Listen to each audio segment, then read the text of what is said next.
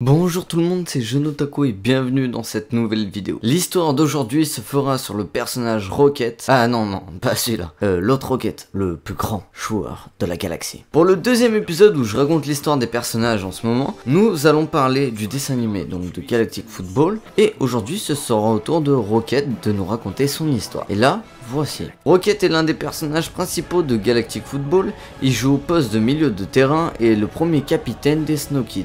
Lors de la saison 1, il a entre 15 et 16 ans et il mesure 1m88 dans la première saison. Rocket est né peu de temps après le début de la grande glaciation d'Aquilian. Son père, Norata, était un des joueurs stars. Sa mère a quitté la planète pour faire carrière et n'est jamais revenue. Norata avait refusé de la suivre, préférant aider à reconstruire Aquilian. Durant la saison 1, Norata a élevé Rocket seul. Il l'a tenu à l'écart de tout ce qui touche au Galactic Football. Il déteste ce sport qui, indirectement, lui a coûté sa jambe et son frère. Rocket aide son père dans son entreprise de fleuriste. Il est un excellent mécanicien également. Il a construit sa propre motoneige pour faire des livraisons. Il idolâtre son oncle Arch, qu'il considère comme son modèle. Rocket rencontre Arch peu de temps après le retour de celui-ci sur Aquilian et désire secrètement rejoindre l'équipe que son oncle veut créer. Cependant, son père lui a interdit d'aller passer les tests. Il rencontre alors Tia, que la fusée de celle-ci venait de s'écraser. Il la sort de l'épave et lui sauve la vie. Elle lui demande de la conduire au centre de formation. Il aura passé les tests pour rejoindre l'équipe si Norata n'était pas venu le chercher après l'avoir vu dans un reportage de Calimisty. La nuit venue, Rocket retourne au centre d'entraînement et lance le test de passeur dans l'Holo Trainer. Il réalise un score impressionnant. Son oncle Arch découvre la vidéo de son test. Il parvint à convaincre Norata que Rocket est fait pour jouer au Galactic Football. Norata accepte que Rocket participe au match contre les Tigres Rouges. Si l'équipe d'Arch perd, il quittera l'équipe. Arch lui confie le brassard de capitaine malgré ses difficultés à se faire accepter par les autres joueurs. L'équipe remporte le match. C'est le début de l'incroyable parcours des Snow Kids qui parviennent à se qualifier pour les phases de finale de la Galactic Football Cup. Rocket célèbre son 16e anniversaire au Genet Stadium. Quand il apprend que Tia a retrouvé sa mère, cela le met en colère contre son ami qui agit en secret et contre ses parents. Finalement, il parvint à leur pardonner et débute une belle histoire d'amour avec Tia, comme vous le savez. Les Snow Kids remportent la Galactic Football Cup. Rocket confie à Didiok le soin de soulever la coupe au nom de toute l'équipe d'Aquilian et des Snow Kids. Belle première saison en tout cas, et très enrichie pour notre personnage Rocket qui est un élément très important dans cette première saison. C'est son oncle, c'est Arch, son père c'est un ancien footballeur, Norata, qui n'est autre que le frère du coach, et il est capitaine. Il a du mal à se faire accepter par les autres, mais il est très talentueux. Qu'est-ce qui va se passer durant la deuxième saison? Ça, je vais vous le dire maintenant. Saison 2. 4 ans plus tard, les Snow Kids reviennent au Genet Stadium. Rocket apprend qu'il va jouer dans l'équipe All Stars, aux côtés des plus grands joueurs de la galaxie. Avant le match, Tia et lui se rendent dans la forêt du Genet Stadium. Alors qu'elle filme son petit ami, Rocket, Tia chute du haut d'une falaise. Rocket lui sauve la vie in extremis en utilisant le souffle. Mais comme vous le savez, c'est illégal en dehors des terrains de football. Il est contraint de reconnaître les faits et est suspendu par la Ligue du football. Il quitte l'équipe, ne donnant plus de nouvelles ni à ses amis, ni à ses parents, ni à sa petite amie Tia. Dans les bas-fonds du Genet Stadium, il rencontre Syned. Puisque vous vous rappelez de Syned, bientôt il y aura une vidéo sur son personnage, vous vous en rappellerez assez vite. Et hop, petite parenthèse, pour la personne qui m'a demandé de faire une vidéo sur Isogai d'Assassination Classroom, je la ferai. Ça va mettre un tout petit peu de temps, mais il y aura aussi sur Assassination Classroom, vous en faites pas. On reprend où on en était avec notre football. Il rencontre Syned qui l'initie à une nouvelle pratique, le Nether Ball.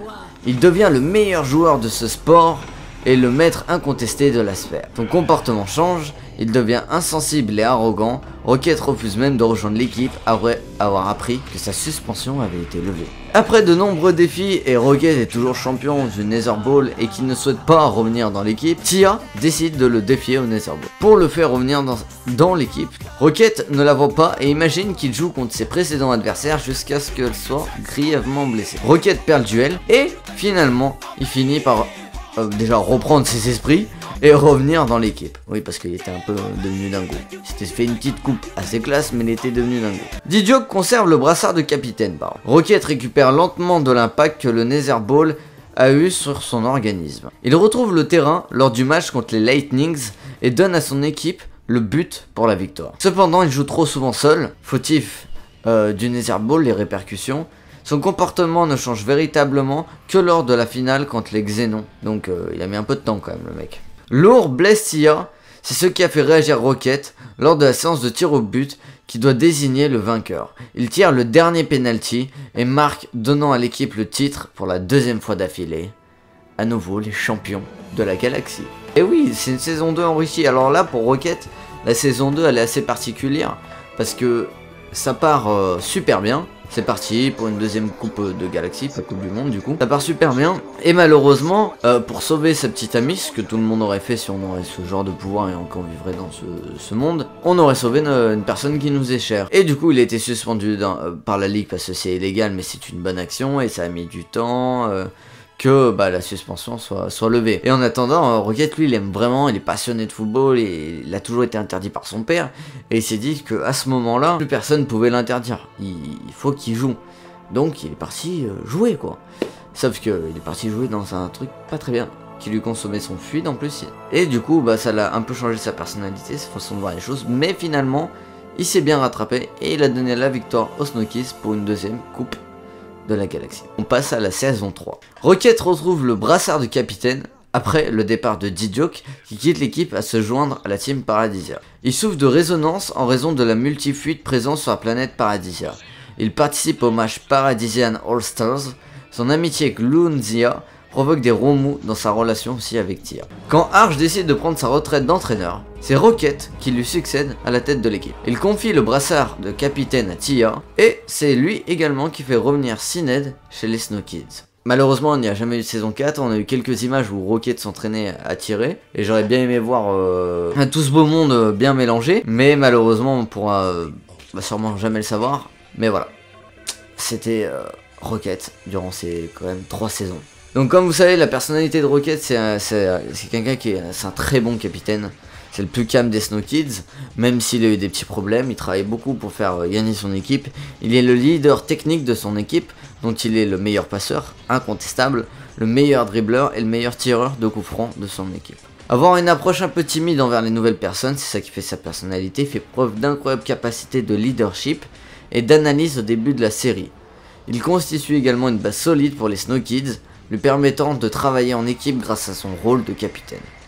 Comme le reste de ses coéquipiers, il est passionné par le football et s'est révélé être l'un des meilleurs joueurs de Galaxy, voire le meilleur joueur de toute l'équipe, car il a été surpris à faire partie de The All-Stars lors de la deuxième saison.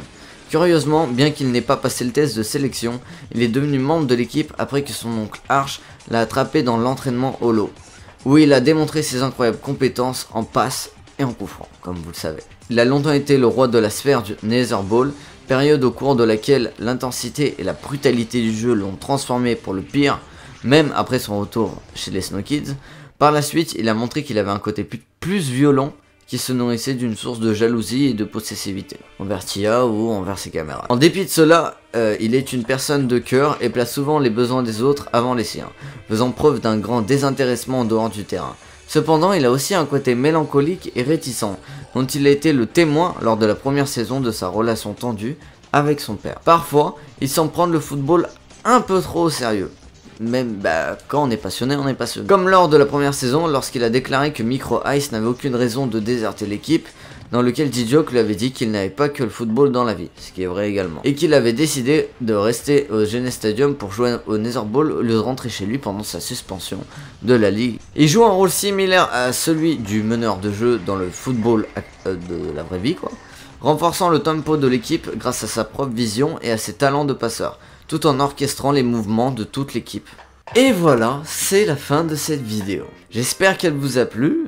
Moi franchement c'est un plaisir de parler de Galactic Football. Vous en faites pas pour les personnes qui m'ont demandé Assassination Classroom ou d'autres mangas ou BD françaises, on verra, ou animés en tout cas. J'essaierai de faire au maximum. En ce moment, les vidéos ce sera une fois toutes les semaines ou 2 semaines pour parce que j'ai pas assez le temps d'en faire. Et voilà, j'espère que ça vous a plu. C'était Jeune Otaku. Je vous fais de gros bisous et à bientôt pour d'autres vidéos.